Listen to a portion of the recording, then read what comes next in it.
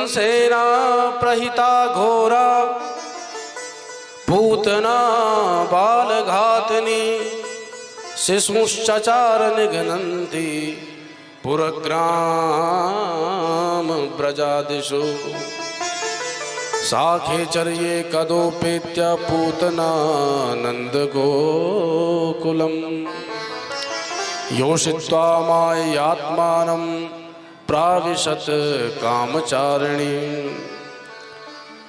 पूतना पहुंच गई, ये भी सेविका है कंस की। इसको आज्ञा मिली है कि अपने स्तनों पर विषलेप करके समस्त बालकों को पिला करके उनको काल के काल में पहुंचा दे। तो समस्त बालकों की हत्या करने के उद्देश्य से ये ब्रजमंडल में आई और भगवान ने ऐसी माया घुमाई कि इसको सबसे पहले नंद भवन ही दिखा। जैसे ही ब्रजमंडल में आई सबको बधाइयां गाते लूटते भागते दौड़ते देखा तो समझ गई यहाँ किसी के यहाँ लाला का जन्म हुआ है। जैसे ही ब्रजांगनाओं को आते देखा तो इसने ऐसा सुंदर छैल छबीली छोरी का रूप धारण कर लिया कि सारी गोपांगनाएं विस्मित हो गई, ये है कौन? अब पूतना थी राक्षसी पर माया से ऐसा सुंदर वेश बनाया, हाथ में कमल उत्पन्न कर दिया, कमल को घुमाती जा रही है, चमचम करती हुई आ रही है। इतना सुंदर इसका स्वरूप था कि सब गोपांगनाओं को भ्रम हो गया। किस बात का? कि अमंसतां भोज करेण रूपिणी लक्ष्मश्रिय दृष्टुमिवागतां पतिम्। अरे ये कमला है, अपने कमलाकांत नारायण के दर्शन करने आई है, साक्षात लक्ष्मी लगती है, लगता है ये प्रभु के दर्शन करने घूम रही है, दर्शन करने के लिए। पास आकर के पूतना ने कहा, बहनों तुम कहां से आ रही हो? बोले तुझे ना पता बहन, नंद जी के यहाँ पर यशोदा जी ने एक लाला को जन्म दिया है। जब ये सुना, अब इसका नाम था पूतना। पूतना, जो पूत देख ही नहीं सकती उसका नाम है पूतना। पूतान नहीं थी। पूतना ने विचार किया, मेरे रहते भी किसी के घर में पूत की किलकारी गूंजे तो मेरा तो नाम ही बेकार है, जाऊंगी उसको ठिकाने लगाऊंगी। निकल पड़ी नंद भवन की ओर। जैसे यशोदा मैया को देखा बोली, अरे यशोदा बहन बधाई है, बधाई है, बधाई है। अब यशोदा मैया ने मुड़ करके देखा, बधाई है बहन, पर सोचने लगी इसको तो मैंने कभी इस ब्रजमंडल में नहीं देखा।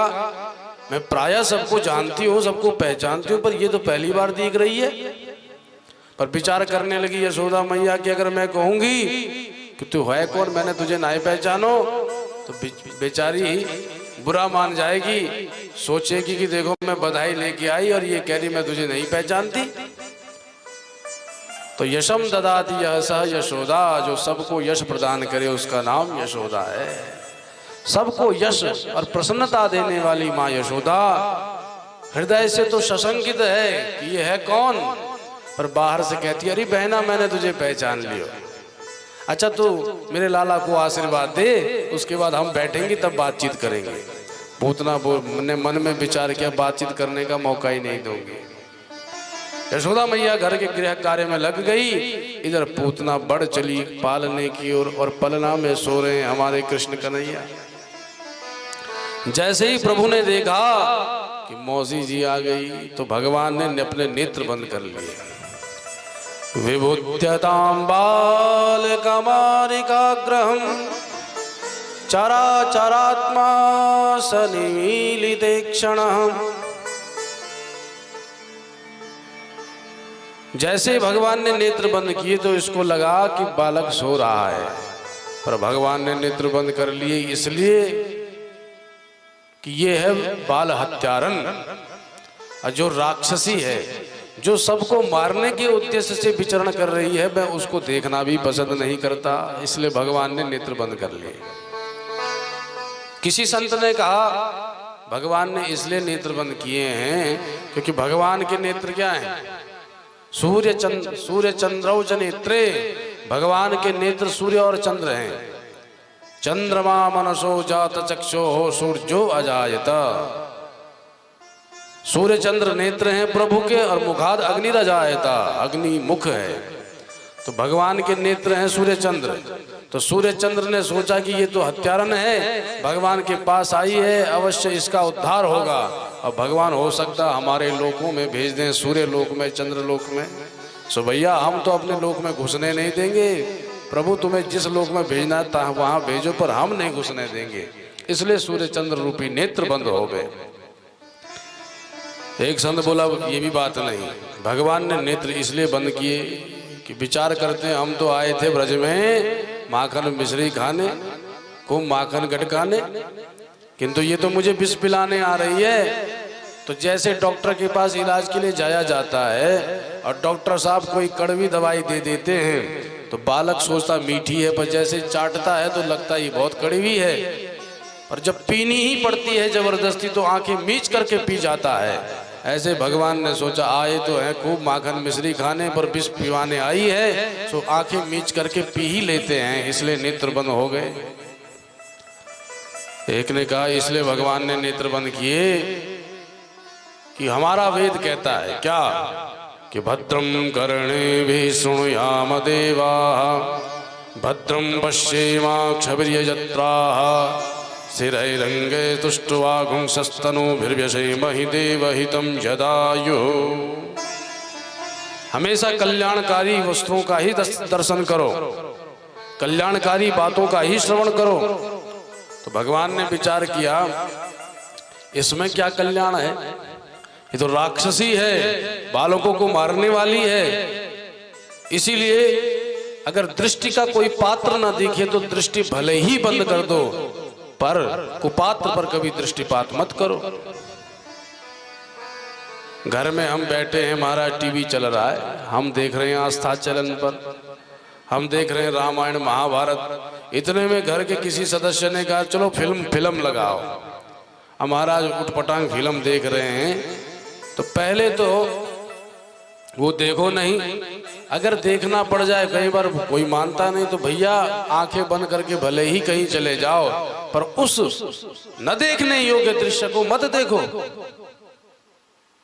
देखना ही है तो प्रभु के चरित्रों को, संत महात्माओं को, जिनसे जीवन में कुछ परिवर्तन आए वो देखो। भगवान ने विचार किया कि यहाँ तो ये हत्यारन है, इसको कैसे देखूं, इसलिए भगवान ने नेत्र बंद किए। अच्छा एक और बात, जब राम जी दंडकारण्य वन में थे वहां भी एक देवी जी आई थी। कौन सी देवी? शूर्पणखा देवी पहुंच गई थी। ये भी खूब छैल छबीली छोरी बन करके छमछम करती हुई नाचती भई आई।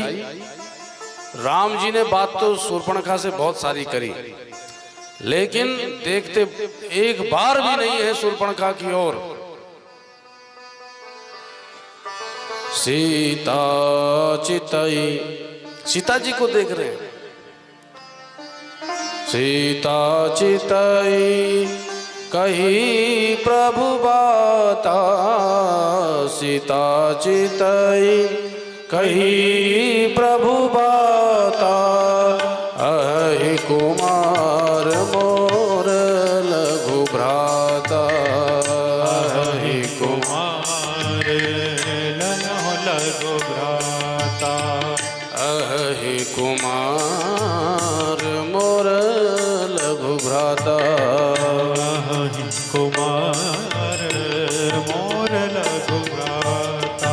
शूर्पणखा प्रेम प्रस्ताव लेकर के आई। राम जी कहते हैं कि इस जंगल में मेरा छोटा भाई भी है, उसके पास चले जाओ।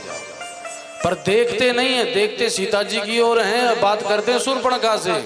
ऐसे भगवान श्री कृष्ण विचार करते हैं भैया उस समय तो सीता जी साथ में थी, अब तो न लक्ष्मी न राधा रानी, कहाँ देखूं, सो नेत्र ही बंद कर लेता हूं। सो नेत्र बंद कर लिए। ऐसे संत महात्माओं ने अनेकानेक कारण प्रभु के नेत्र बंद करने के दिए हैं। अब किस कारण से भगवान ने नेत्र बंद करे वो तो भगवान ही जाने। एक प्यारा सा कारण और सुन लो। एक संत तो कहते हैं भगवान ने नेत्र इसलिए बंद कर दिए कि कहीं नेत्र खोलूंगा और इसकी और इस मेरी आंखें आपस में टकरा जाएंगी, और जहां आंखों से आंखें भई चार, वहीं हो जाएगा प्यार। और कहीं मुझे देख करके इसको प्यार उमड़ आया तो मुझे छोड़ करके मेरे ब्रजवासी सखाओं के ऊपर हमला बोल देगी। तो भैया भले ही हम मेरे पास चली आए पर मेरे सखाओं पर कोई संकट ना आए, इसलिए भगवान ने नेत्र बंद कर लिए। बोलो वृंदावन बिहारी लाल की जय। पर कारण क्या हो ये तो प्रभु ही जाने। पूतना ने उठाया प्रभु को गोद में और गोद में उठा करके स्तनपान कराने लगी। भगवान ने ध्यान किया भोलेनाथ का, हे भोले बाबा ये विष पीने को अभ्यास तो आप ही को है, हम तो क्या माखन विष दिखाने आए हैं, जल्दी आओ विष आप ठिकाने लगाओ, दूध हम ठिकाने लगाते हैं। मानो भोलेनाथ का ध्यान करके भगवान विषपान करने लगे। तस्मिन् स्तनम दुर्जर वीर्यमुल्बणम् घोरांगमादाय शिशोर्दधावत् गाढ़ं कराभ्यां भगवान प्रपीड्य तत् प्राणे समं रोष समन्वितो पिबत्। भगवान रोष के साथ पान करने लगे। अब देखिए यहाँ पर भगवान भोलेनाथ का ध्यान कर रहे हैं, तो विचार करो क्या भगवान श्री कृष्ण में वो सामर्थ्य नहीं है कि वो विषपान कर सके? बोले है, तो फिर ये भोलेनाथ को क्यों मना रहे हैं? बोले भगवान नारायण के आराध्य हैं भोलेनाथ, तो भोलेनाथ का यश बढ़ाने के लिए भोलेनाथ को याद कर रहे हैं। सामर्थ्य तो प्रभु का भी है। जैसे हलाहल नाम का विष पान किया भोलेनाथ ने, पर याद किसको किया? राम जी को। राम स्मरण करते ही भोलेनाथ ने विषपान किया। तो भोलेनाथ प्रभु राम के नाम की महिमा को उजागर करना चाहते हैं, राम जी को यश देना चाहते हैं। सामर्थ्य तो है भोले बाबा का। ऐसे आज भगवान श्री कृष्ण स्वयं पी तो सकते हैं, पर मानो अपने आराध्य को यश देना चाहते हैं, इसलिए भोलेनाथ को याद कर रहे हैं। अन्यथा भगवान नारायण हो अथवा भोलेनाथ, दोनों हलाहल विष तो क्या, अरे वो तो ब्रह्मांड के अधिनायक हैं, सब कुछ कर सकते हैं। करतुम अकरतुम अन्यथा समर्थ पर ब्रह्म है, महेश्वर और जगदीश्वर हैं, दोनों में कोई भेद नहीं।